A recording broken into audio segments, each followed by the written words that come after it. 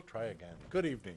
Welcome to the 9th April 2014 work session of the Board of Trustees of the Village of Ossining. Please join me for the pledge.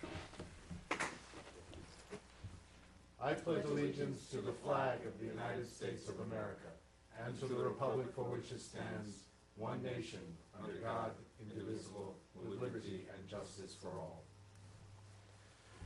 Thank you. I just have one announcement, and that is this Friday evening begins a 3-week run of a play called Forget Me Not, which is the Westchester Collaborative Theater is performing this play on the second floor of Senate Firehouse on Main Street. Westchester Collaborative is our own theater company. And it would be great if people would go and support them. It is, it's a very terrific company made up of actors, directors, playwrights, people who are involved in professional theater and some who would like to be, they do a lab on a regular basis and exercises, and they read new scripts, and this is a new script being produced. So it's Forget About Me. Starts this Friday, runs Friday, Saturday, Sunday. Next week it's Friday, Saturday, 2 performances on Saturday, and following week, same thing. So please do come. Anyone else? Yes, I'm really looking forward to that. We've already bought our tickets for Saturday night. It should be a great show. It's a friend of mine who's directing it, Jessica Irons. She's a mom here in the community. There's a lot of community members involved. I'm really excited about it. And I will, this time I get to combine both my plug for the Ossining Documentary and Discussion Series film. The next one that's coming up is Thursday the 17th of April. It's at 6:30 at the Ossining Public Library in the Bedars Theater downstairs, and it should be a pretty funny movie. It's sort of a road trip movie of 3 friends, and they travel cross country trying to have no environmentally negative impact, and a lot of things ensue, I believe, including a pregnancy.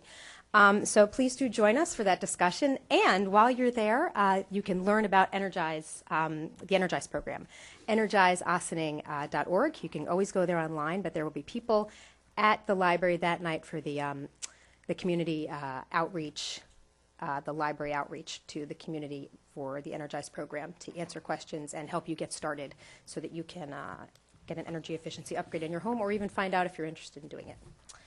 And just 2 days later, Saturday, April 19th, join us at the waterfront for the 5th annual Earth Day Festival. There are a ton of vendors this year. There's food, there's music all day from 11 to 4. The Microscope Music School is coordinating the stage for us with a lot of great acts. And the theme this year is a tribute to Pete Seeger, who many people know, passed this year and was a really great activist for the Hudson River. And it's just a perfect location and a wonderful day. And so please join us 11 to 4. It's very family friendly. And I even heard a rumor that we may have some adult refreshments available on site, as well as delicious food from our local Wobble Cafe. So join us. Anyone else? No. I just have one more thing. Passover begins on Monday evening, I believe. Mm-hmm. Correct. And so we wish everyone a good Passover. It's a very interesting festival, family-oriented festival, and have a good time.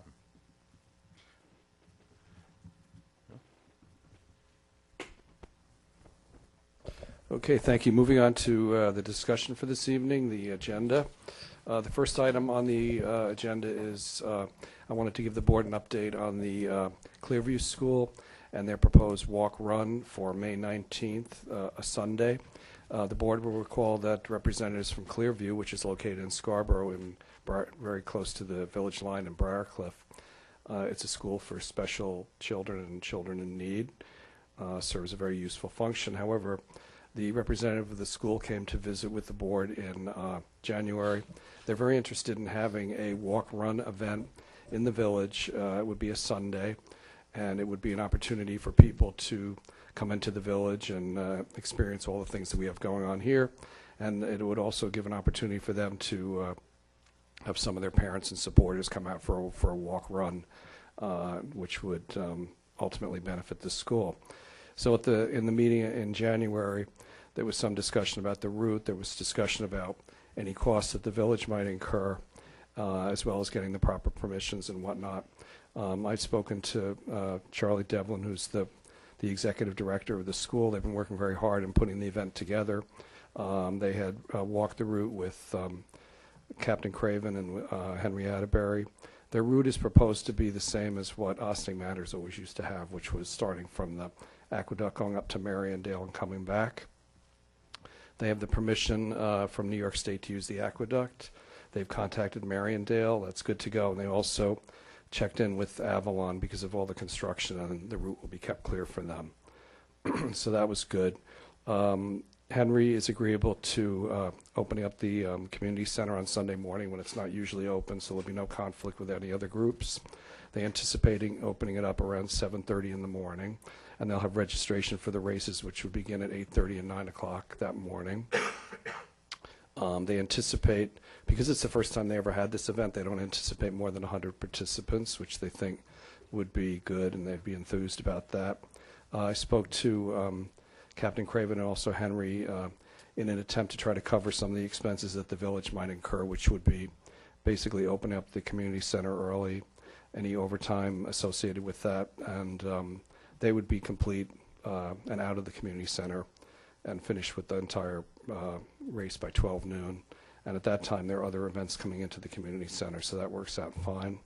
And so we basically ballparked a figure. I wanted to give them an outside number of what they might anticipate to cover for expenses. So, you know, it's the same number that we basically talked about before, which was something in the range of $500 to $850, $850 being the extreme. We expected to come in under that. But the police won't actually know until the week of the event and how it pans out in terms of who they have on duty and if they have to bring somebody, someone else in. So the school's very excited about the event, and I think it's a good thing. It'll bring people into the community. And of course, I've asked Christina to coordinate with them to obtain the certificate of insurance that we always get, which they've already provided to Mariondale in the state of New York. So I think it's good to go. So I just wanted to bring you all up to date. If there are any other questions, you know, we can answer them. But it'll be Sunday, May 19th. Okay. Thank you. Is there anything that we need to do? No, Is there anything we have to legislate? Or not really, no. I mean, when we have these requests for different events that cross roads and stuff, you basically give an assent. And, you know, so a lot of these things are actually handled in-house by Henry as a normal rec event. But because we're opening up the rec center early, the community center early, we wanted to make sure that everybody was on board in terms of what they had to do. So that's really it. Mm-hmm. So just wanted to bring you up to date. And if there's any questions that come up afterwards, I'm happy to take them up with the school. But I think we're pretty good to go. Thank you. Thank you. Thank you. The next, I'll turn the next item over to maybe Christina to introduce, and Trustee Codman to be heard on discussion about recreation projects and proposed projects that might be taken up. Christina, would you? Sure. So at our last meeting, Trustee Codman asked us to do a little further research on some recreation projects that were proposed by the Recreation Advisory Board, and I had an update, and I just wanted to share that with you. This is with regard to the comfort station at Veterans Park. So where we are with that was the board gave the conceptual approval to explore adding, or upgrading the current comfort station so that the bottom is storage and the facilities are on the upper level. We are working with trying to find a modular, the proper modular that will fit on top of that, and then an engineering firm will tell us, an outside engineering firm will tell us what we need to do to make it support that. So just once we find it, the proper modular, the last modular that we bought, the company went out of business, so we're just taking a little time to do a little research to get the right size and what we want in it, and then we'll know the weight, and then we can figure out if the current structure can withhold that load. And as soon as we have an update with that, on that, we'll get back to you. But we are working on that. DPW is working with Recreation. The one other thing that the board and administration has to consider are capital project improvements for Veterans Park are supposed to be split with the town 70-30. So we'll need to approach the town with regard to the cost on that once we have a better handle on what that will be. Good. So, just to follow up, so I guess I'm just trying to understand the sequence of Sorry. what we're doing here. Are we still going to engage an engineer, or are we going to wait until, it just seems like we'd be better served to have an engineer come in and kind of do that assessment to understand, So the initial conversation was had with the engineering firm, and they basically said, identify the structure, then we'll look at where, I guess, how it sits or what the distribution is, and then we could tell you better. So the first step, they said, was identify what you're going to place on top, and then they essentially said that either the current structure will hold the load, or we can reinforce it to make it fit, and then we give you a better idea what that cost would be. So, but the first step would be to find the modular unit that we want, and as I said, there's just taking a little time to find the vendor, because the last time we used it, we were very happy with it. That company went out of business. Okay. And you need to have the proper dimensions, because again, it is sitting on top of the current structure. So when we have a better idea of cost, we'll come back to you, and as soon as we have anything, we'll give you the update. It's just- Okay. And the other two projects that were discussed last week, one was the floor of the gymnasium, I guess, was one of them. I mean, are we putting together some sort of a bid? Because it's a significant cost, and yeah, and the I know floor. we have to go out to bid for it. Yes. Because of the number. The floor is, Henry is working on pulling together the specs for that, and we would have to go to bid for that project. Okay. And the third one, I don't know why it's escaping me. What was the third? Lights. The lights. The lights, we agreed to go forward with that. Okay. All right. So we're all in Yeah. progress here with everything. I want to just, we're getting, time's moving along, and I want to make sure that, I think I'm less concerned about the gymnasium floor, because that's kind of an indoor thing. Yeah. But I'm more thinking about the lights and how quickly we can The move comfort that. I mean, I know station. that a lot will depend on Con Ed, since they're going to have to be involved with some upgrades of stuff, so. Yeah. Okay. So we are moving forward with those things. It's just taking a little time. And now is the busy season on in-person registration for camp just started. Got So it. they're getting ready for that whirlwind. But the Recreation Department is very excited to get moving on these projects. They, as you know, they supported them, and they appreciate your support as well. Okay. Could I just clarify, and I regret that I didn't go take a walk up at Vets. I didn't realize there's a current structure that exists there that's storage of, I assume, parts. No, what it is something? actually a bathroom. So Okay. it's easy to miss because it's not very appealing. When you come into Vets, if you make the right, it's on the right-hand side, and it's just a square cinder block building, and the top of it is used once a year. If you go to the Jesse Collier Parade, you'll see it. That's the current conversation is on the bottom of that. So it's very dark. It's very dated. And if they're able to put the structure on top, they would hope to put skylights. If you do that now, everyone can look into the bathroom. So, Okay. and then you would enter from the upper level. Now you enter from the lower level. So Okay. with the proposed plan, you would enter from the upper level, and the utilities would be brought up right from the bottom through, and the area that's currently being used for bathrooms would be used for storage for that park. Okay. And that's something that the rec department would like to have. They would like to have Yes, storage the at that rec park. So that department- would be a benefit of. Yeah, they. This was one of 3 suggestions from the Rec Advisory Board that they had brought forward. Okay. Yeah, Use and the the current conference station as storage instead. Okay. Yes, and the superintendent supports it, Now, as can I- Trustee Codman said. Can I ask a question? And that's something that Chrissy brought up, and I know that they said we do have to go to the town board because they will have to pay 30% of whatever improvements we're planning to make this. Now, what happens if they said, we don't want to do anything? Then I'll come back to you. And then But shouldn't we have to? I understand. No. I understand that. But they have the right to do that as well. Right. They do. But shouldn't we approach them first instead of going out of our way to do all these investigations? I don't know. The Rec Advisory Board is a combined board of representatives from the town and from the village. Yeah. And Jeff Harder was at the meeting when it was discussed and when it was proposed. So I feel pretty comfortable that Okay. that we'll have Jeff's support. And we talked about it at two consecutive meetings. And you know, maybe I'm making a broad assumption here, but I am assuming that Jeff has gone to the To their town board. board and Okay. communicated the intentions of the As long as they're advisory kind board. of aware of what we're thinking of doing, and hopefully we'll go through. So Yeah, that's why. As Trustee Codman said, that the Rec Advisory Board is comprised of town and village representatives. I'm aware of that. And then, but we can pass that on to the town, so they're expecting. I just want to make sure that it, you know, I understand that. But if they I'll haven't reach have out a to I'll reach out to conversation, the supervisor and Yeah. ask her thoughts on this. Yeah, that'd be great. Just so that there's no Yeah. gaps. Yeah. Just because I did look it up, and I'll just throw it out there in case something comes up, because when it was first raised, there was some question about, I thought plumbing might have been an issue, but it sounds like we have existing plumbing. So it Yes, shouldn't there's be. existing plumbing, and Okay. that's one of the things that make this site attractive, because you just simply bring them up through the floor.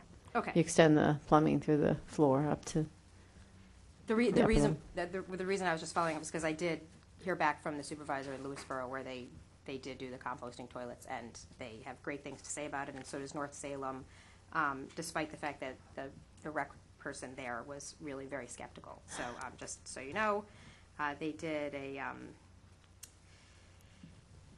they converted, they say it's totally free of odor and very easy to maintain, and that their maintenance is a cinch, and the company that put it in comes in twice a year to replace supplies and mop it up. Mopping and stuff is done by their regular. is people. it similar to a septic? Is it? I don't know. I mean, if it's something that we're going to look into, I will gladly put us in touch with this company. I just wanted you to know that if something comes up, that there has been some success in communities where they don't have access to plumbing. Okay. It sounds like that's not an issue for us, but just wanted you to know that I did follow up on Okay, that, 'cause it's it good sounded like it for might be an issue. future conversations. If we get any more remote with our bathrooms. No more outhouses, you know. So that's all we have that's all we have at this time, and as soon as we have more information with regard to the engineering, we will bring that back to the board. thank you, Chris. Thank you. Thank you. Okay, great. The next item is a discussion on proposed vehicle and traffic loss. But before I turn it over to Corporation Counsel, I just wanted to introduce a couple of the topics that are on here. From time to time, we'll bring forward vehicle and traffic laws, and because local laws are supposed to incorporate basically one subject, it's not supposed to be multiple subjects within one local law. We usually try to wrap together several vehicle and traffic changes at once. As we speak, there are some they continue to come in, they're reviewed, they're discussed with the police, and in many cases the engineering department. Try to look at the local community, see what people want. So it's an ongoing process. You know, the fact that we're bringing one forward today doesn't mean that we can't work on 6 more additional issues in the next month, you know. But I wanted to try to address a couple things that have been outstanding. Over a year ago, we made trips out, and I think some of the trustees and the mayor's been out to look at some of the conditions on some of the residential streets. In this case, we were looking at Lincoln Place and Cedar Place. And we went out there and we addressed a number of issues that dealt with certain things with garbage and curbs and catch basins and trees not being trimmed. We actually addressed a lot of them on Lincoln, and we also looked at Cedar. And we approached one of the adjoining property owners and asked him to cut back his property, or not his trees that are on his property that were making it difficult for people to pass. So we addressed a number of issues out there as it was. But if you recall, earlier this year, one of the residents came in who lived on Cedar Place and was rightfully concerned about the passability of the street.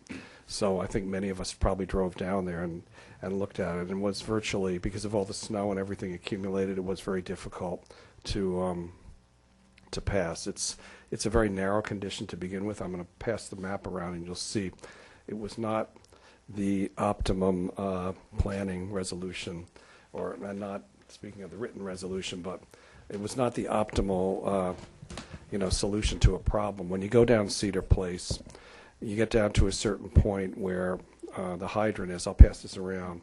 You get to a certain point where the hydrant is, and that's sort of like where the street ends. But yet the street continues. But if you look at this map, which is the original subdivision map for the condo, the village doesn't actually own to the middle of the street. It's owned partly by the condo and partly by the adjoining property owner. Or we may own the half, but we don't own the entire street. So there's a certain point where the village really can't go any further in terms of what it can improve, what its responsibilities are, what it can plow. In the best of all possible worlds, a small cul-de-sac should have been put in there so that people could turn around. As it is now, it's almost like a hammerhead because there's nothing, you can't go anywhere once you get down there. One of the residents has a large area in front of her property paved, which I think, they've been dealing with that as a separate issue as well. But the problem, I'll pass this around, but the problem was that, you've got a fire hydrant here and then you have somebody parking right here. So if you have any snow accumulation, you really can't get out at all from these driveways. And this is where the resident lived here. It was very difficult for them to get out. So I checked with the clerk's office, and there's actually one overnight parking pass issued for a resident of Cedar Place. And there's something in the range of 20 for Lincoln. So, our suggestion is, I went out there with representatives from the police department. I went out there with Paul Frioli, and so our suggestion at this time, you have no overnight parking on the north side of the street. You have overnight parking on the south side. So we're suggesting that there be no overnight parking between basically where the village property ends and the other side of the fire hydrant. So it's really not going to affect many people. You're probably talking about 2 or 3 spaces, but it'll enable these people to get in and out, and it'll also enable a fire truck to get in there, and actually they'll be able to actually push the snow somewhere. So if you look at that, you'll see when you drive in there where it sort of looks like you're coming to the fire hydrant, all of a sudden the street's owned half by the condo. So we think that's a good solution. I talked to the police about it, and we talked to the engineering department, and they feel that's a good solution. So that's sort of the first piece of this particular local law, which is that it would allow overnight parking on that side, that south side, except for a distance of approximately 100 feet from the fire hydrant west. The second piece of the legislation deals with Central Avenue, and when the board originally approved the installation of, yep. Sorry, did you say west? Isn't it east? It's from that point west. Would be permitted. Yeah. Right. Right. Okay. The second piece is just as a historical background. When the village originally installed these latest fire parking meters, basically they were aiming towards the downtown business districts, and so a lot of the downtown business districts were covered. There were no meters on Central Avenue. But when Central Avenue was recently redone with the streetscape and whatnot, we put 2 meters at the top because they're closest to the business section, so someone could park there and they could walk like a half a block and be within the business district. So there were 2 meters installed there. There are also some other opportunities to look later for some more possibilities, but we have 2 meters there, so we'd like to legalize them so we can start collecting quarters. So that's on the north side of Central, and it's 2 meters and closest to Brander Street.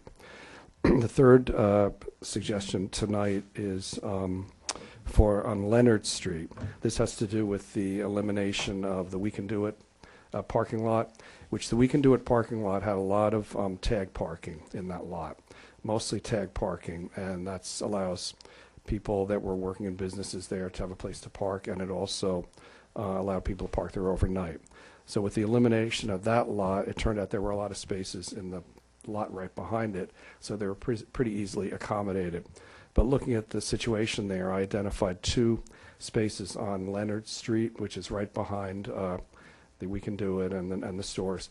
So I identified 2 parking spaces that could be established where no parking had ever been allowed on Leonard before, but it's plenty wide enough. And so we established 2 parking spaces there, and we're suggesting that they be permitted for both day permit parking, so we give the businesses 2 spaces in which to park, and also for overnight parking, so that it would give some of the new residents a place to park as well. So with that happy note, I'll turn it over to Lori Lee for the legal part. So I've drafted a local law incorporating all of those things into, it's mostly the parking schedules. Excuse me. The schedules that need to be revised. A portion of Cedar Place already exists in the schedule, which is a parking prohibited at all times. So we'll just increase that to include the end of Cedar Place from the, essentially the hydrant forward for as far as the village maintains.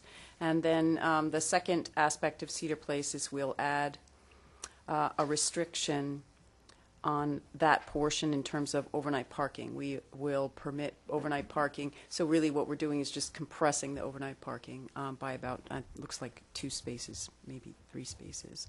And then the section, also the same section on streets designated for one-side overnight parking, we'll add that Leonard Street, those 2 spots on Leonard Street, because we would like to be able to, since the tag parking was in the We Can Do It lot, we'll add back 2 overnight spots, long-term spots in that location on the Leonard Street north side. And then the third aspect would be, since Central Avenue is not in a parking meter zone, we'll add just sort of the first 60 feet of the upper Central Avenue in designated as a parking meter zone, and that will catch up those 2 meters at the top of the street. If you were to add additional meters along the street for any reason, or add back any other kinds of parking, we can address at that time. It would really not make sense to make the whole street. The lower part of it is actually available for tag parking for the train station, and it is used very often for tag parking for the train station. So those are the sort of 3 aspects. The first schedule being parking prohibited at all times on a portion of Cedar Street. The second one being streets designated for one-side overnight parking, a portion of Cedar Street and a portion of the Leonard Street behind the old We Can Do It property. And the third being the parking meter zones will establish the first 60 feet of the north side of Central Avenue. Is it Cedar Street, or are we talking about Cedar Place? Cedar Place. Cedar Place. Okay, I just wanted to make sure. So drafted a resolution calling for a public hearing. You could hold that public hearing on May 7th if you pass this resolution at your next meeting. We have an off week on the 30th. That would be the 5th Wednesday, so it would be the first meeting in May, May 7th meeting. And I've also drafted a notice of public hearing for publication purposes. So those 3 documents are ready to go if you would like to proceed with these items. I think we do. Yeah. Yes. I'm just- Yeah, I just had a quick question, Lori, in regards to the meters. Is any other street that we have meters that we haven't add through our local laws yet? And if that's the case, can we do that I'm not all at aware once? of it. I'm not Okay. aware of any meters that we've added. These Okay. are the only 2 that we've Those are the added. only 2 that we have left, so to speak. Correct. Okay. No, the only 2 that we've added, Li- I think, from a since ye- yes. I've been here. Okay, Yeah, only because of all that streetscape work. yeah. correct. Okay, so we Everything's don't have covered anything in an else. existing meter zone, and those Okay. zones are actually delineated in the code. Okay, So it would be, that is Schedule 250-62.1. That's the section referencing, and that's the specific section of your code that has parking meter zones. So we're Okay. adding a zone in order to electrify those meters and get them working. okay, thank you. Thank you. Okay, great, thank you. We moved from such items mundane as vehicle and traffic to an update from the Downtown Economic Development Manager, Ingrid Richards. Ingrid has really been working overtime to push the village forward, and I salute her for that. I think she has a really interesting presentation this evening that you'll enjoy quite a bit. Ingrid. Thank you, everyone. Thank you for having me here tonight so I can report on our progress thus far to the Board of Trustees. I'd like to thank the staff, our department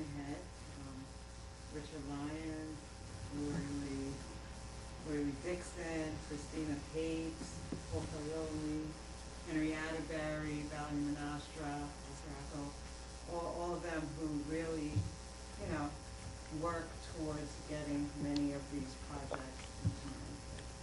So with that, I will start. So, what do you get for the table microphones and yeah, I don't know.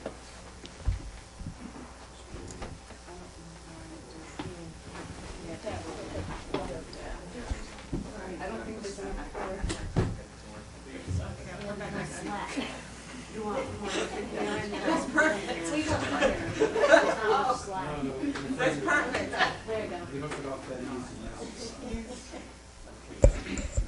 Okay.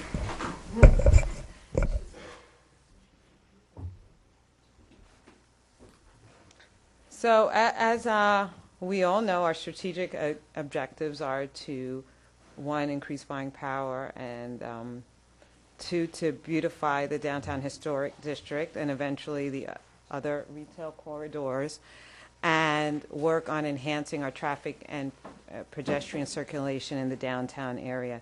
And I have cut, I have sectioned off some of these strategic objectives so we can specifically look at such things as outreach, development activities under increased buying power, and the village's contribution versus the community's contribution in beautification of the areas. So we all know that there are several development activities going on in the village. We've seen 109 Croton Avenue with 14 market rate rentals, and also incorporates affordable housing. All of our developments incorporate affordable housing, but some are market rate and some are luxury rate, so that we have a nice mix to create our equitable communities in the village of Ossining, which we are very proud of. We have Avalon, which we see has been erected, and the first two buildings are substantially complete. The Stag development on Main Street is coming along very well. Hope many of you have been downtown and you've seen the progress that's happening there, which is very exciting for the We Can Do It lot. We've waited a long time to see that development happen in our community. And Harbor Square is moving along very well. They've gone through the IDA. They've been issued their building permit. And it's my understanding they closed. So this is positive news for the development. We're going to see dirt, going around. So hopefully it will be erected very soon. And the construction end would probably be 2015 if all goes well. And the old DPW site, although we don't have a preferred developer, we do have significant interest in that site. And in the future, we're going to need direction from the board on how to proceed with that. The maximum is 108 units, although we might get a developer who needs less or wants to do something different with that. So as that moves forward and gets more serious, it will be coming to the board with information on that. And we all know about the Market Square site, where we have done significant work with a planning company, Downtown Revitalization Group, and we believe it's working very well, and we will proceed with looking at the open space and how the retail spaces interact with that.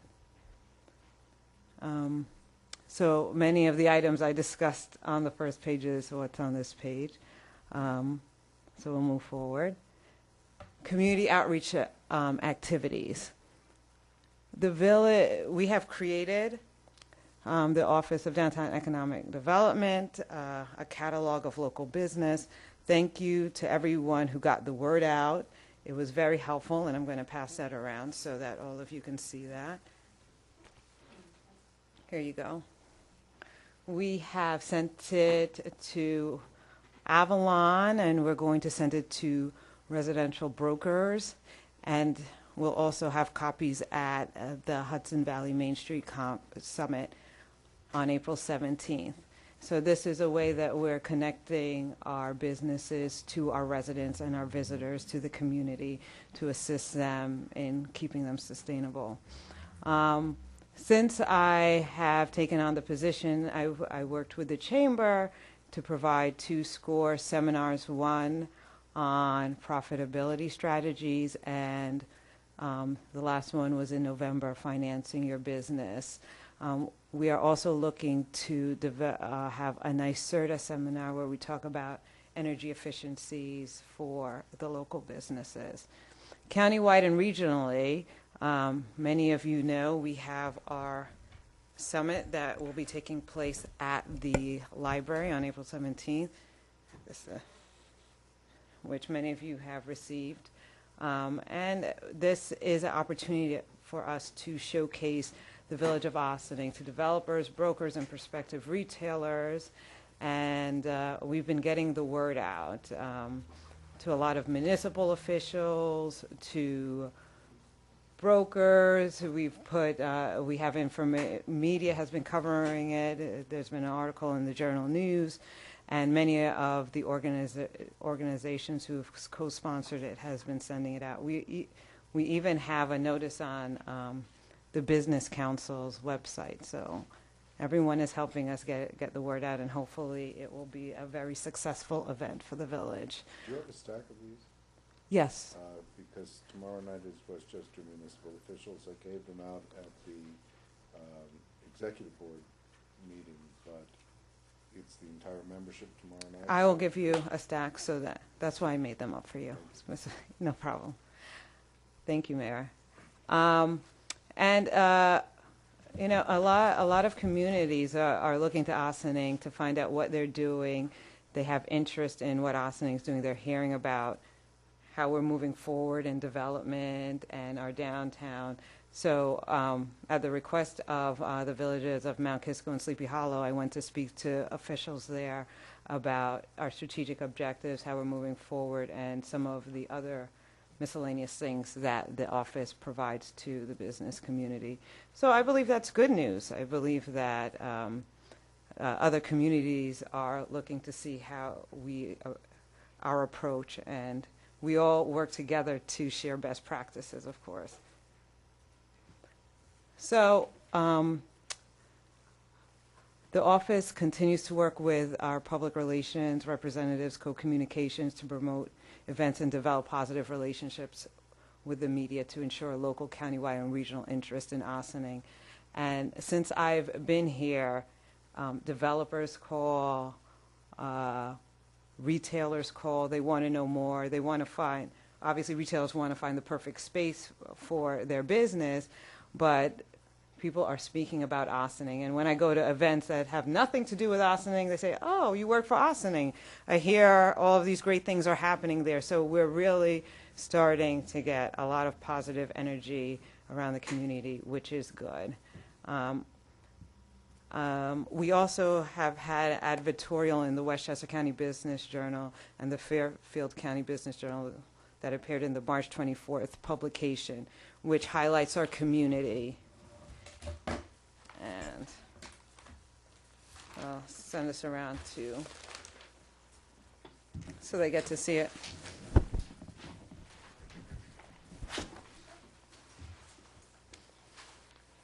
So, beautification village investments, promoting Ossining as a welcoming and safe community. Over the past 24 months, the village's beautification efforts include installation of new benches, trash and recyclable receptacles that were designed to be harmonious with the historic district. We erected our historic street signs. A lot of help from Trustee Cazada with that. Thank you. We are working on the sidewalks with the gum removal machine, and we're going to continue those efforts. Thank you, Steve Vesio, for constantly making it top priority. Owner of Keaton House. And we have done significant infrastructure upgrades to Lower Main Street, which the board knows and is well aware of. Paul Fraioli is our chief guy on that.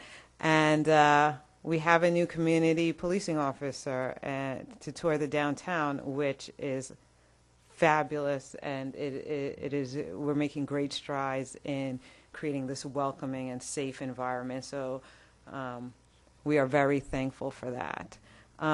Over the next 18 months, the village's beautification efforts will include review of the street furniture to find out what types of upgrades and maintenance that we need, encouraging the enhancements of the street plantings, the tree wells, continue to beautify the area, and work on an enhanced aesthetic sign law with standards for retail and commercial signs and time frame for implementation of businesses.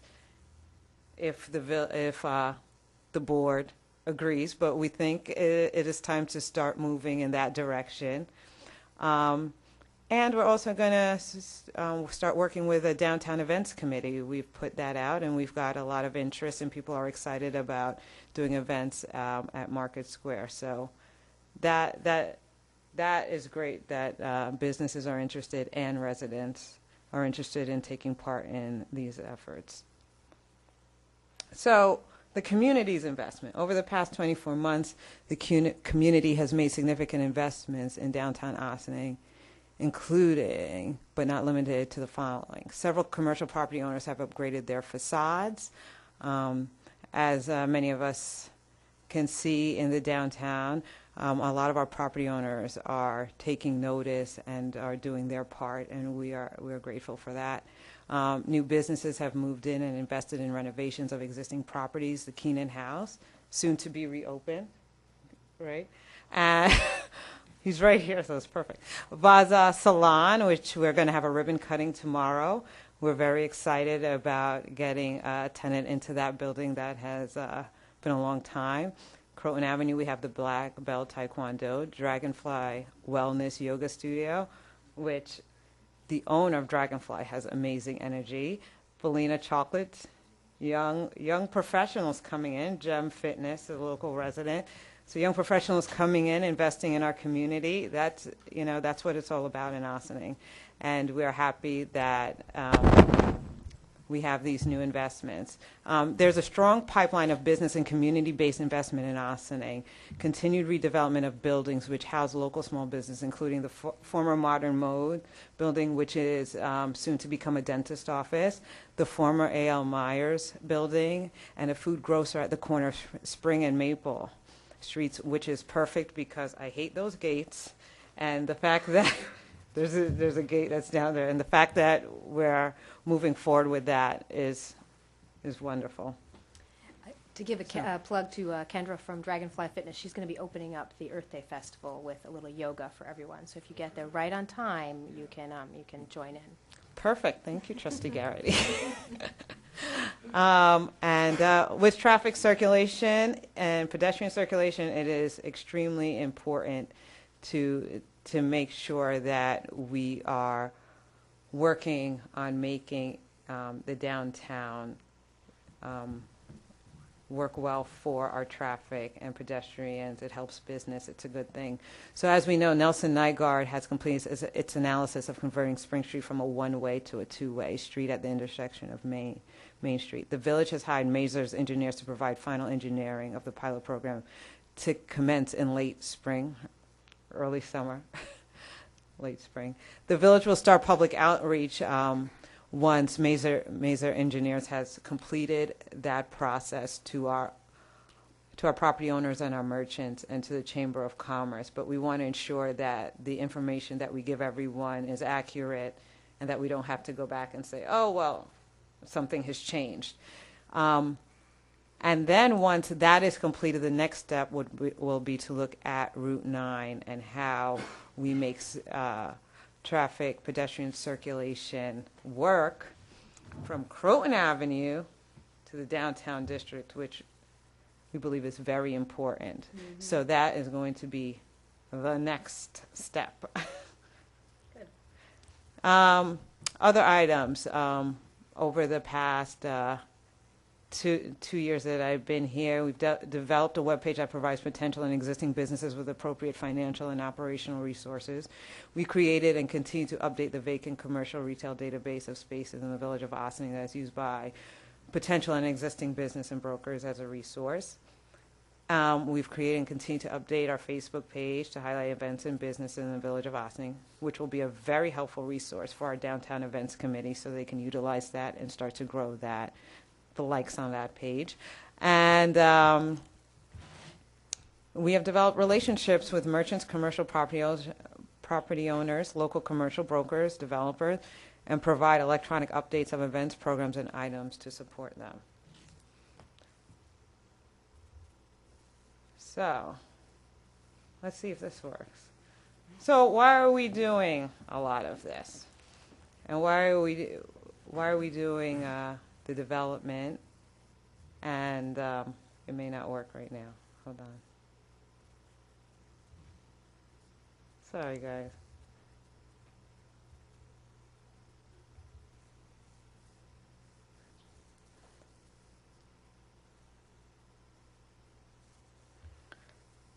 So we do a lot. We're doing this so that we can have a place where it's very dynamic for young families, a place where we can say the Village of Ossining is a place where we can work, live, and play and enjoy each other and provide a sense of community. And this is Downtown Revitalization Group, and this is a as of right drawing that shows a historic looking downtown. And we did this for the purposes of marketing to show people what eventually it could be one day. And the point is that we want a dynamic community, and all of these efforts will create and develop the foundation to have a pedestrian-friendly downtown, which we all can enjoy and be very proud of. And we are on our way. We are investing in our community. The property owners are investing, and people are becoming more and more excited about Ossining. So if you have any comments or questions. So weird saying Market Square with buildings on it. I was very confused when that popped up. What am I looking at? And that final odd angle, it took me a while to figure out where we were. What is that? So strange. Even the things that already exist. But yeah. very, very good. It's exciting that we're moving so many directions simultaneously and moving quickly at this point. It took a very long time for us to get to this point, so that's great. I just wanted to make a brief comment about the community policing, which is something this board has been looking at and trying to get the police department to reinstate. We used to own it a long time ago, but we have managed at this point to reintroduce it very recently. So there are foot patrols on Main Street and on Spring Street, on Broad Avenue, State Street, and I'm very pleased with that. And that was something that Steve, you and I talked about before the restaurant ever opened, and it's finally happened. So it's good. That's good I news. hope that people will come to this event next week. I hope so. We're getting a lot of energy around it, and we've been advertising it. Westchester Municipal Officials Association, Municipal Administrators Association, to brokers, to retailers, to people who have shown an interest in Ossining, and I send it out on my blast to my distribution list so that people are well aware of it. And if they want to come, they can come. It's free, and we're offering food. So hopefully that will get people out. I won't say that. I shouldn't say that generally, but it makes a difference. You need food because people are very happy when they have food. Yeah.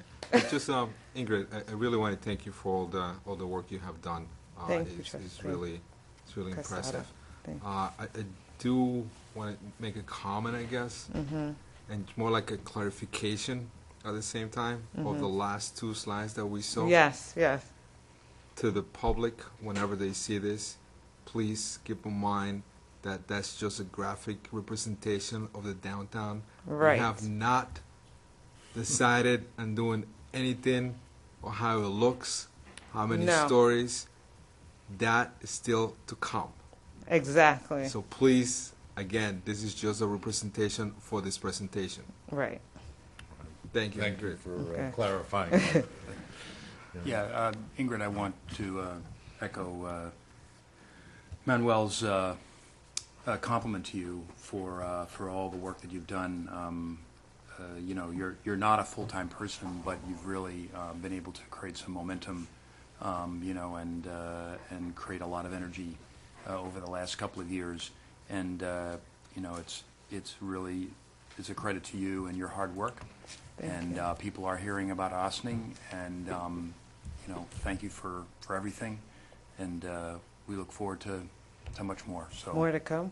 more to come. Absolutely. I mean, you got a great start here, and you know, I mean, I'm very pleased. Thank you. Thank you, Trustee Cobb. I just wanted to follow up with the Downtown Events Committee. You mentioned in your presentation, and I know that you would put out a public announcement to anybody who wanted to apply. There are a certain number of positions for business owners and for residents. Can you give me an update? Are you interviewing people, or do you have an expected The path for that? deadline to submit is April 16th, so we're going to Okay. compile everything, and then from there we will develop a process for interviewing. So you're still accepting letters of interest and resumes Right. from community members and business owners if they wanted to be considered to be part of the committee? Absolutely, And yes. how big is the committee anticipated to be?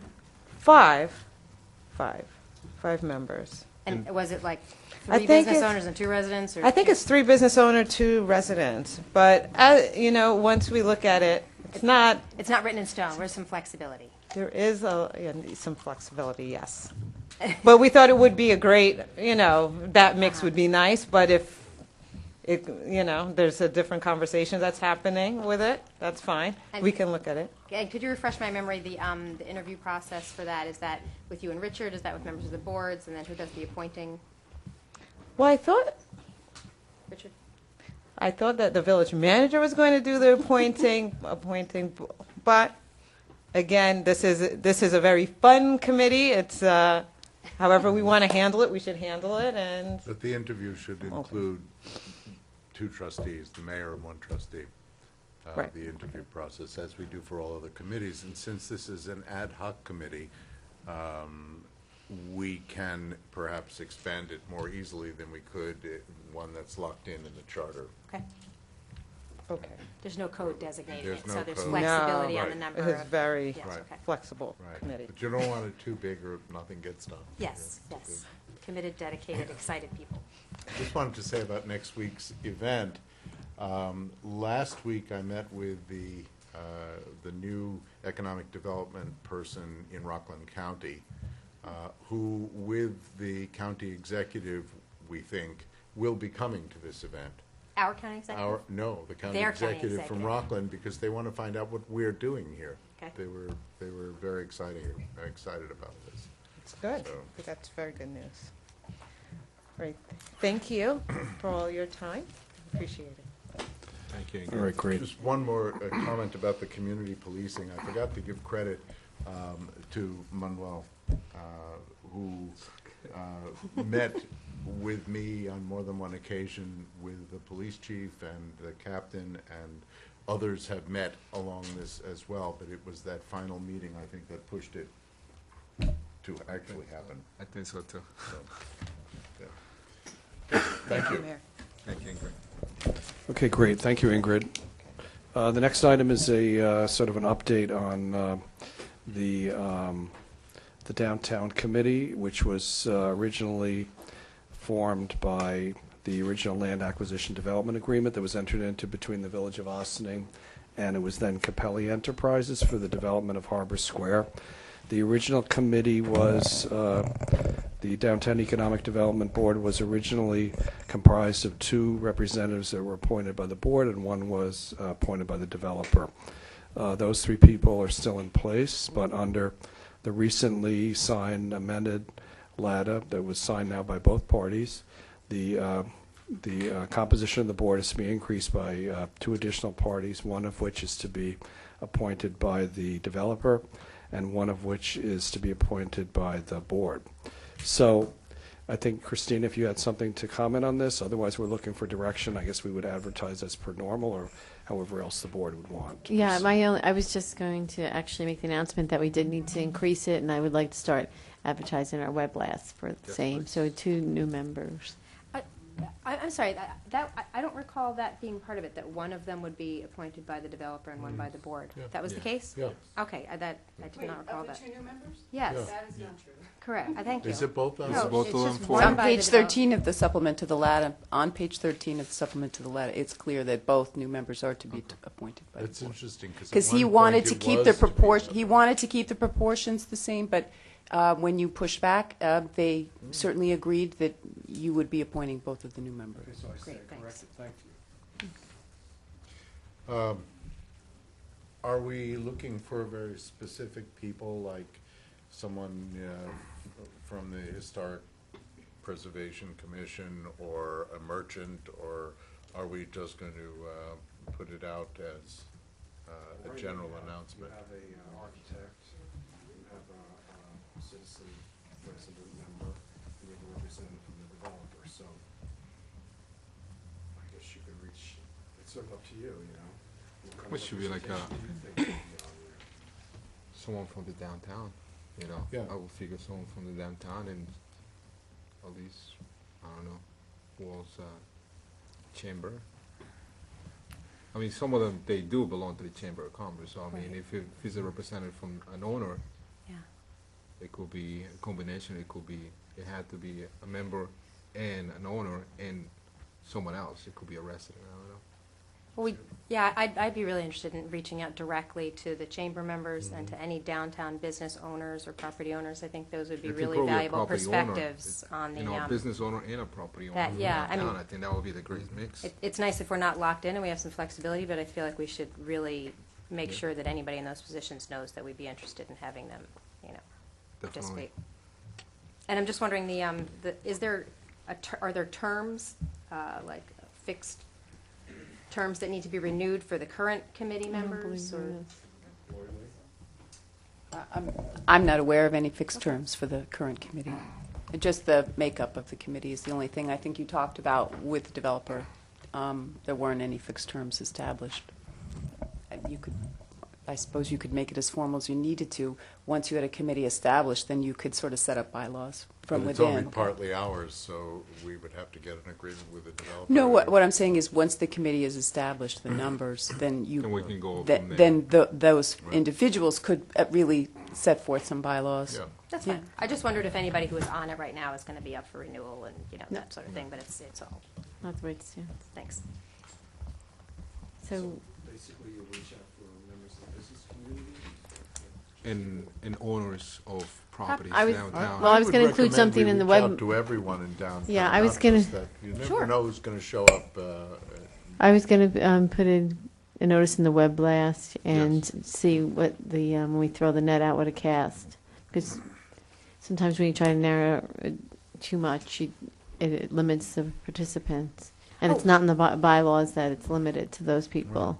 Oh, right, So, no, okay. definitely we should do it, Yeah. cast a wide net, but I think we should make targeted, direct invitations to the people who are, most Oh, well, most integrally involved Yeah, in the I mean, downtown it- business. Oh, okay, yep. That's all. I just didn't understand that. Thank you. Thanks, Chris.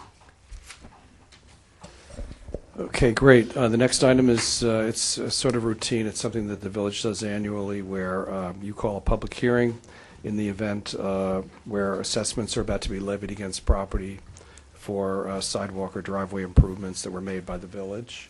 That's an annual process, and in this particular year, you only have one actual property owner who is subject to that. So it's rather rote, but it would be on for your next agenda.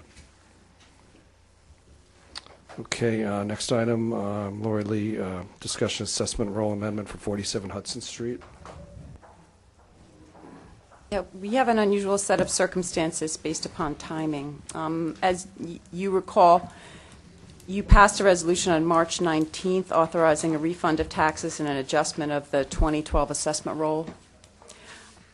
In the meantime, your 2014, based upon your 2013 assessment roll, became due. and owing, and they had to pay it. So they did pay it on time, timely, the end of January. Those were paid. But we cannot, by statute, assess anything other than that which was set forth for 3 consecutive years after the assessment roll is changed. We cannot collect taxes on an assessment other than that same amount, except under very narrow circumstances. So this is a bit unusual because they paid their taxes, they are due the refund, but it would necessitate you taking some action by resolution to amend the 2012 assessment roll. So I'm sorry, the 2013 assessment roll, so they could be paid back the 2014. So it's really just sort of a, I'll set it sort of in a linear fashion in a resolution, but because of the timing of the fact that we weren't served with that court order until the 31st of January, they paid their taxes on the 29th, and keep in mind the court order only pertained to the earlier assessment, did not pertain to the assessment upon which they paid their taxes. So it's just sort of a victim of circumstances. In 85 or 95% of the cases, the court orders will include, I mean, they'll have taken another RJI out, they'd have another index number, and everything would be rolled in. But because of the timing on this, and we pull our assessment roll in December in order to prepare our bills. We prepared them on December 3rd. We prepared bills on December 18th. Those were mailed out.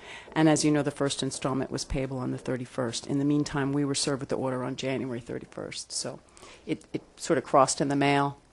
And it was just brought to our attention when they called to ask us for the refund. We realized the court order didn't require us to give it to them, but the statute requires us to make this adjustment. And I'd like to make sure the record reflects why we're making the adjustment. So I'll put a resolution on for next week, and we can straighten it all out, and then we'll be able to refund and note the change in the assessment in the subsequent years. And this is a property that has 3 buildings on it, the third of which is about to be inhabited. Is that correct? It is a property. It's actually a succession of different parcels that are combined. It's the old Teswell Labs property. Yes, and 2 of the buildings on the parcel are currently in use by another lab and their offices. And the next building was proposed for rental for office use only. So we reviewed that internally and didn't see that there was an issue with that. So we do believe that but we're not a party to it, but we believe that the lease will be going through. That's terrific, I think. Yeah. My question really is, will that change the assessment roll again because the third building will be occupied? That is a question for the assessor. And you know the town's That's why I'm assessors. asking. Yes. Well, that could be looked at subsequent years, but because they received their certiorari, we're locked in except under specific circumstances, one of which might be an increase in the income from the property, but would have to be to a certain degree in order to qualify for a change. But they're keeping an eye on it. They're aware of it. The actual property owner and the attorney came in to speak with the village manager about it, so I know that there's some notification that's gone on. But in the meantime, we do need to refund this because it's based on the 2013 assessment roll. Good, thank you. I'm sorry, Lori, how much was the refund again? How much is this one? Yes. This one is going to be $14,453.76, Okay. which was paid on January 29th, 2014, based upon mistaken assessment roll. Thank you.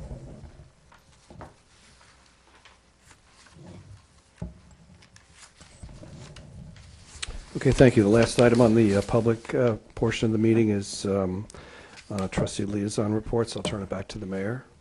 Okay, why don't we start with you, trustee Quezada? Thanks. Actually, Monday, it was actually a great, exciting meeting for the HPC, where a couple things going on in there, and I think that they have a deadline by May to finalize all the scripts and the photos for the walking tour. We should have something, hopefully by the end of the year, beginning of next year, to install around Austin, which is going to be pretty cool. and there was a couple applications, one for the church, it's another one that's hopefully will come back to sometime soon. So there's a lot of activity going on, and I think when they finish with that, they're going to start looking to do some more work as well. But that will be up to them. Maybe take a couple, maybe a month or so break of all the hard work that they've been doing for a couple of years now. But yeah, that's pretty much it for me. And that it. Trustee Garrity? Oh, we're going in that order. That's a surprise. I Okay. think, just Mix it up. Mix it up. Okay. Yeah, well, definitely, thanks, Richard. The committee that takes the most consistent commitment of time for me right now is my role with NWEAC, the Northern Westchester Energy Action Consortium. Being part of that executive committee also means I'm part of the steering committee for what will someday be Sustainable Westchester, which will incorporate all of the NWEAC communities, all of the SWEAC, which is our Southern Sisters version, as well as expanding to other communities that hadn't previously been a member of either. And it's really a fascinating group of municipal leaders, renewable energy gurus, business leaders, and it's we meet every 2 weeks for 2 hours, and we talk about the minutia of how to set up a nonprofit organization that will serve the needs of 45 municipalities in Westchester, providing shared service, programs that will save money for the municipalities, make us all more energy efficient, help with whether it's waste management, water management, lots of programs available so that communities, whether they're small and don't have any sustainability directors or very large, it can really expand the capabilities. It's an excellent example of shared services. It's also an excellent example of how complicated it is to serve 45 municipalities in the form of a nonprofit, and I'm learning an awful lot. Yeah, I think that's the biggest thing going on for me. So I'll let my colleagues. The solar project that is gathering steam very slowly. Residential or municipal? Yes, the municipal one that is a purchasing power thing. You want to talk about that a little bit? Yes, well, the law might be changing in a minute. Yeah. Currently, they've been trying to have a municipal solar buying program, and the Village of Ossining has been very supportive of encouraging Albany to allow for NYPA, which is New York Power Authority customers, to be able to access. There's funding available for individuals who get solar, and there's funding available for some electric customers, but not for NYPA customers. Up until now, when we've been petitioning to try and have access to that funding so that it would be financially feasible for us to have solar on some of our municipal properties.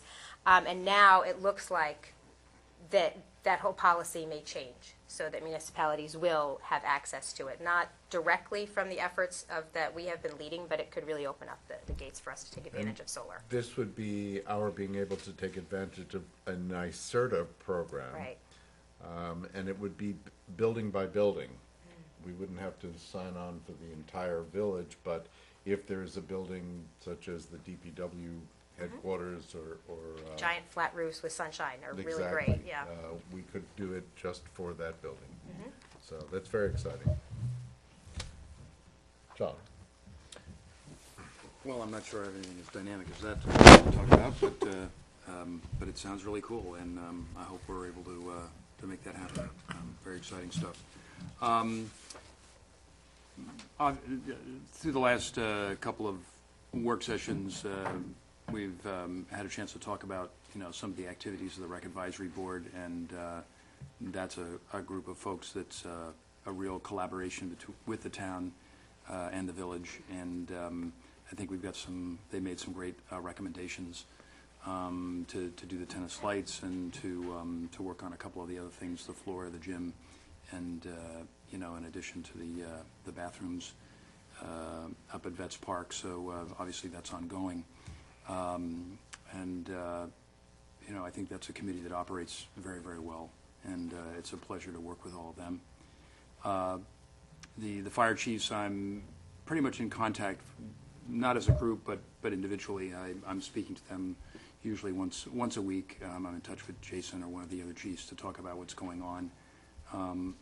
I guess I'd like to raise up again the fine work they did a few weeks ago. We had a serious fire on State Street, and the proximity of the other buildings, I mean, it couldn't have been a foot and a half on either side of that building, and it was a fully involved structure, and neither of the structures on either side had any significant damage. And it just speaks to response time, it speaks to training, it speaks to mutual aid, it speaks to the best fire department in the state of New York, and we are blessed to have them. And just another shout out to them and all the volunteers of the fire department for their fine work. And that's really my update as far as that's concerned.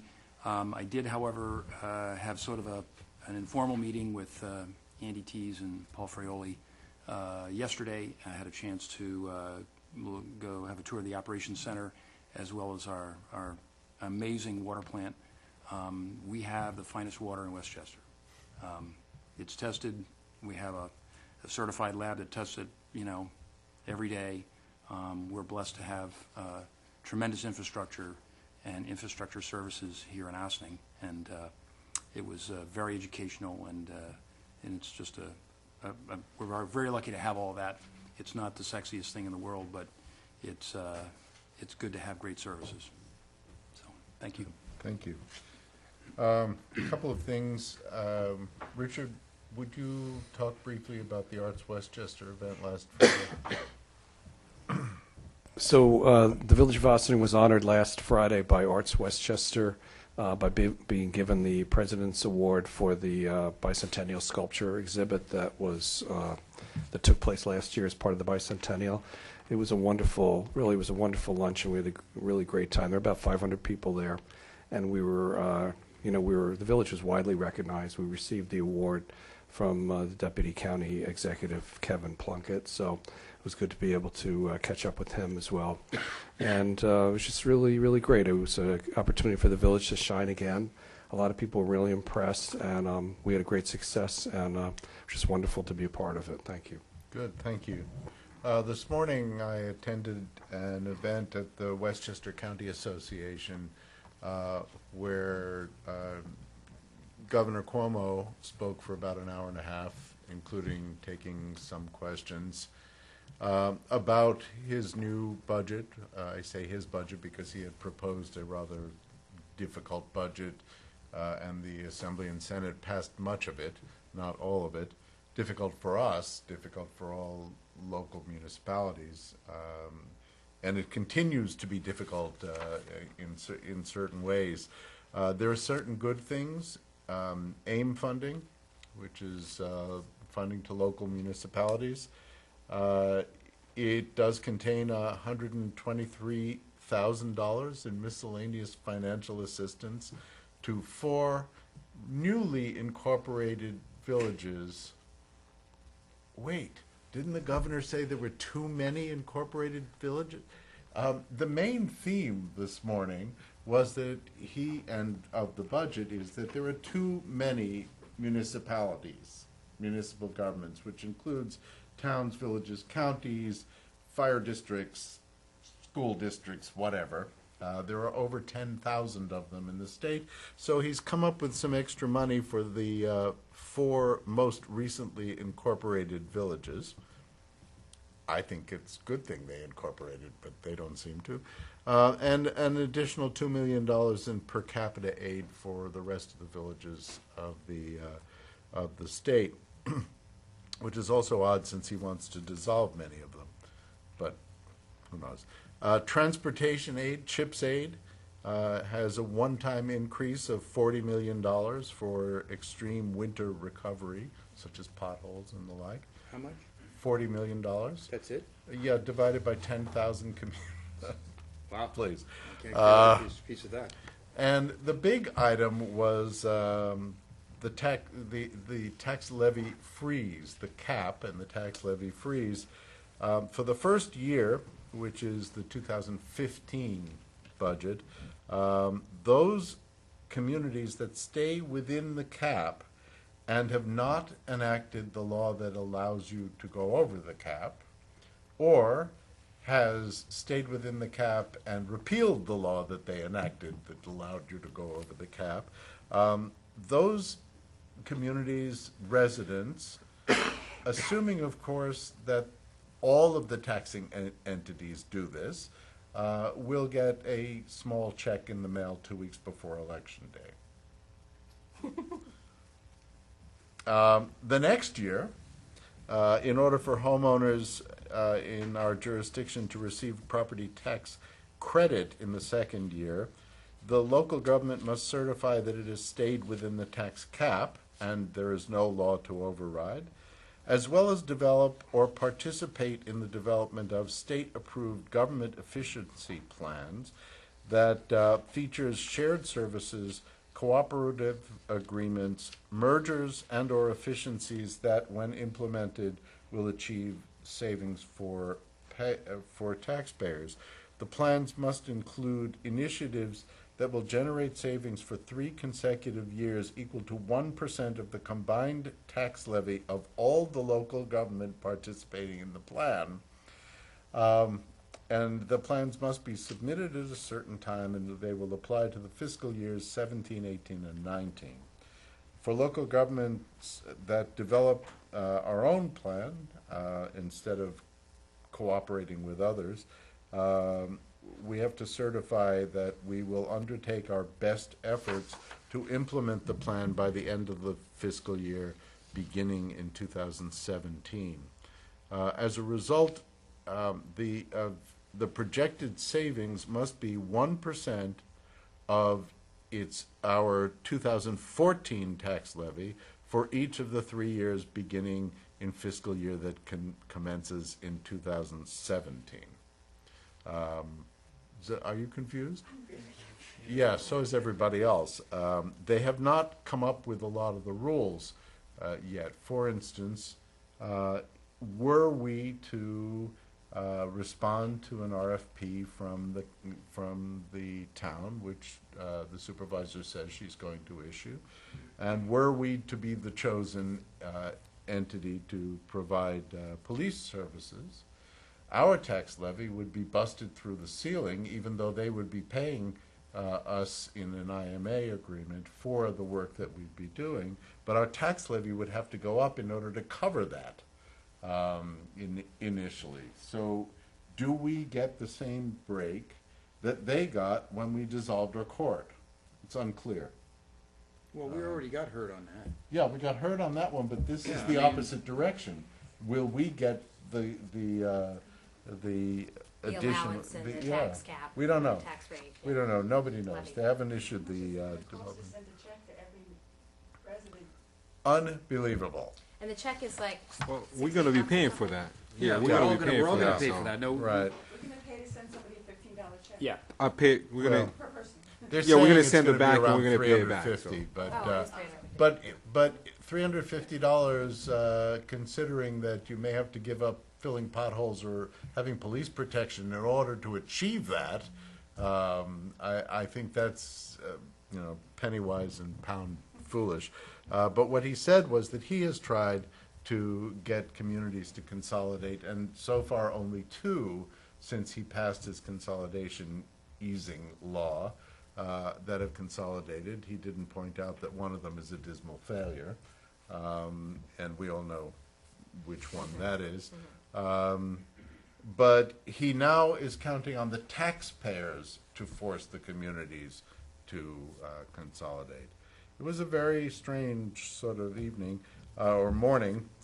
There is one note here. The Environmental Protection Fund, the adopted budget increases the protection fund by $9 million to $162 million, including $13.7 million for solid waste programs, $59.7 million for parks and recreation program, and $88.6 million for open space program. I think that's terrific, except when you divide it by 10,000 communities. Where are we gonna get the money? Well, it's all going to go upstate. You know that it's going to go upstate. He's very excited about his plan to have all new businesses be completely tax-free for 10 years. And when his office called for my assessment of it, I said, it's a great plan if the state picks up the cost of providing the services. They're not going to, of course. But there could be businesses with significant services required. They could also be small businesses that don't have significant requirements. Will still cost us some things. So that was an interesting morning, well spent. The Historic Hudson River Towns is now the nonprofit entity in charge of the activities surrounding the Sing Sing Museum project. We are going to have a fundraiser for the project on June 13th, and everyone is invited with your checkbooks, please.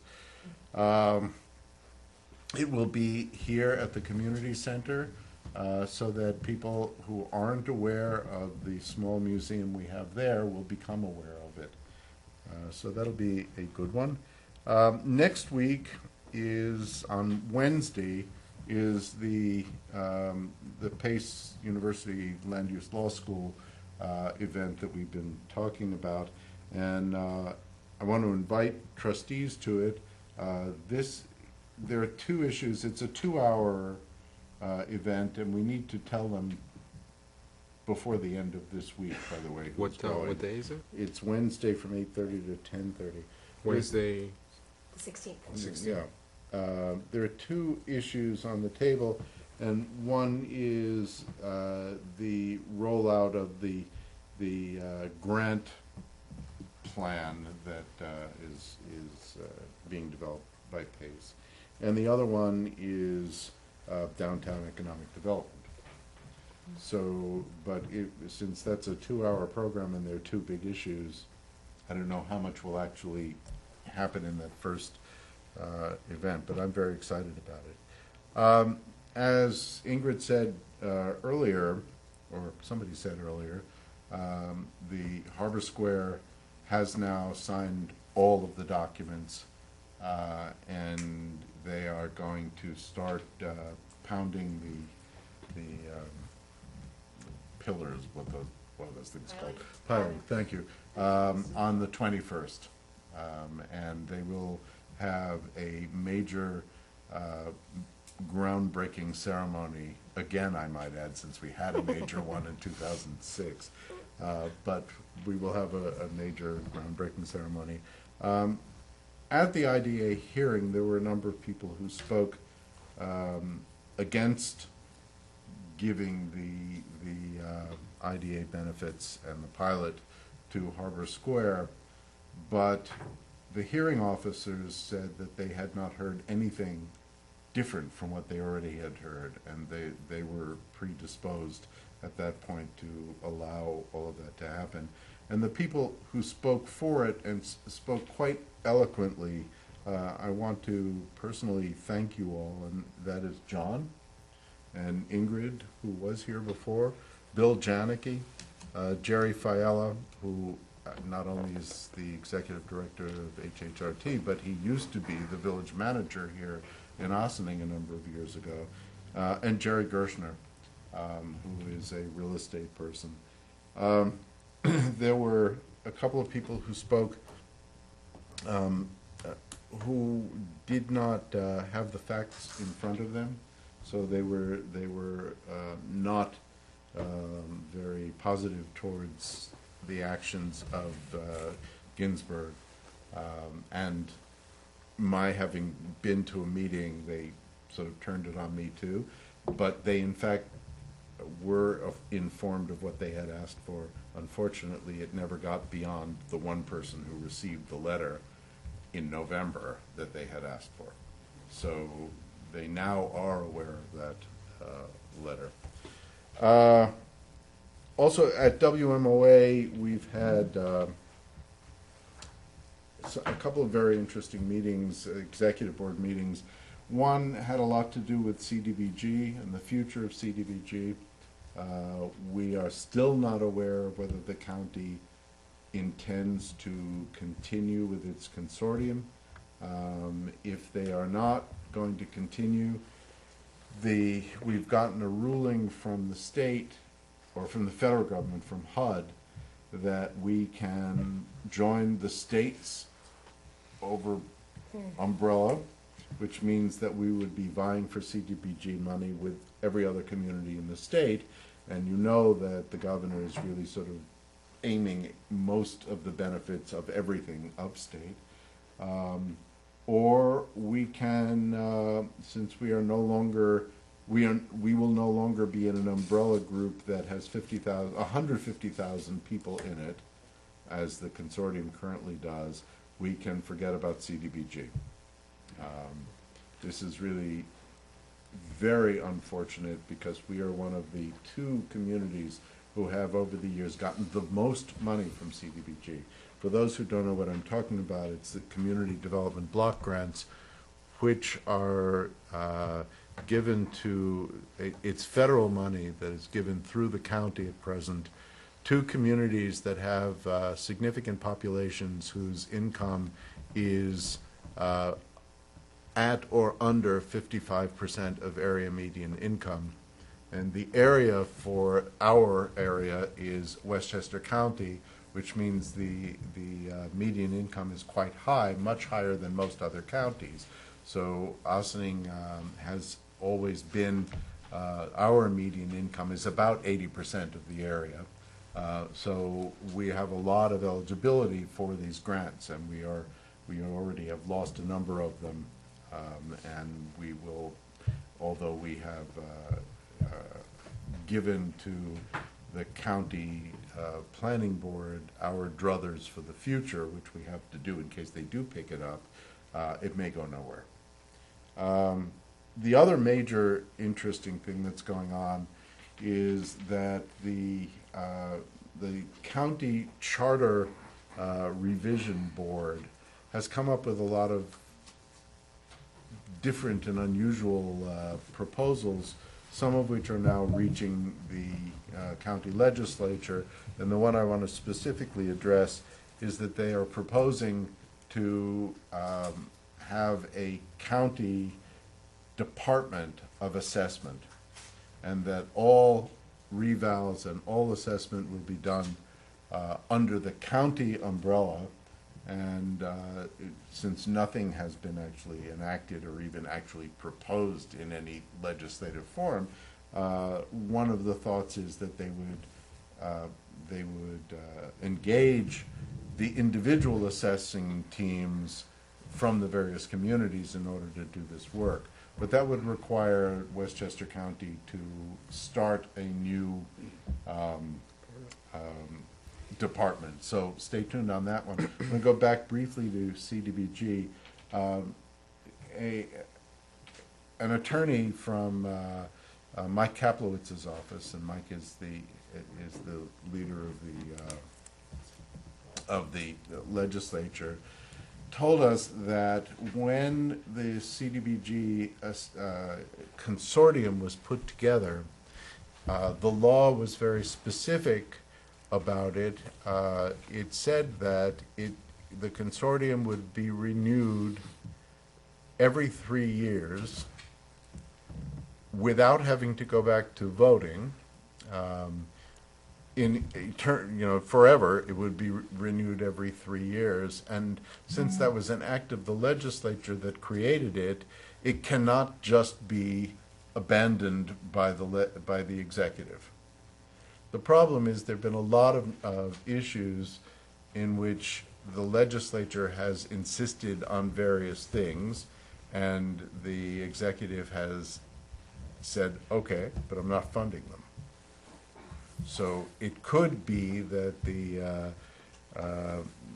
legislature will insist that this continue, but he may not fund them, and he may lay off the remainder of the staff, which I think is down to 3 for working on CDBG. So stay tuned. This Thursday night, tomorrow night is